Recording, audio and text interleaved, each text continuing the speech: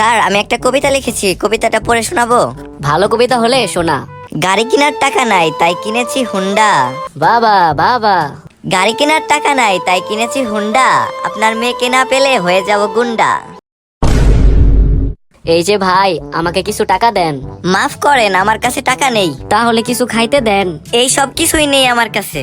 তাহলে আমাকে একটা জামা কিনে দেন। আরে ভাই, আমার কাছে কিছুই নেই। সত্যি কিছু নাই? তাহলে চলেন দুজন একসাথে ভিক্ষা করি। ভাই আপনার দোকানে ডিম আছে? হ্যাঁ আছে। দাম কত? 10টা ডিম 100 টাকা। হায় হায় ভাই, এত দাম কেন? কিছু কমান। আচ্ছা ঠিক আছে, তাহলে আপনি এক কাজ করেন, 8টা ডিম নেন, আপনি আমাকে 80 টাকা দিন। ধন্যবাদ ভাই, দাম কমানোর জন্য। আমাকে 8টা ডিম দেন।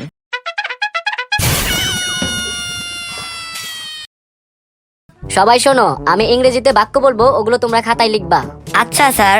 মাই name is Kuddus, I am a play boy. জি স্যার, লিখেছি। এখন কি লিখবো?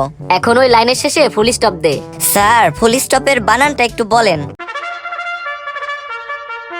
তো আপনি কি এখানে চাকরি করতে এসেছেন? চাকরি করতে না আসলে কি আমি এখানে ইন্টারভিউ দিতে আসতাম?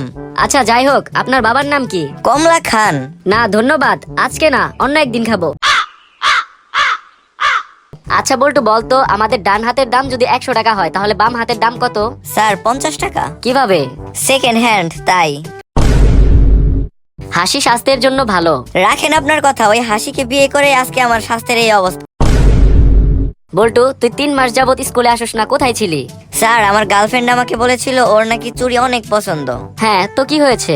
ও চুরি পছন্দ করে, তাই আমি চুরি করতে গিয়েছিলাম। এরপর আমি ধরা পড়ে 3 মাস জেলে বন্দি ছিলাম।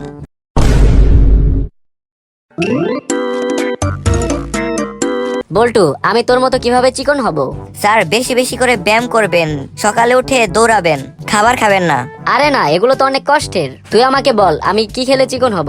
স্যার খেয়ে খেয়ে তো ভুটকা হয়েছেন, আবারও খেতে চান?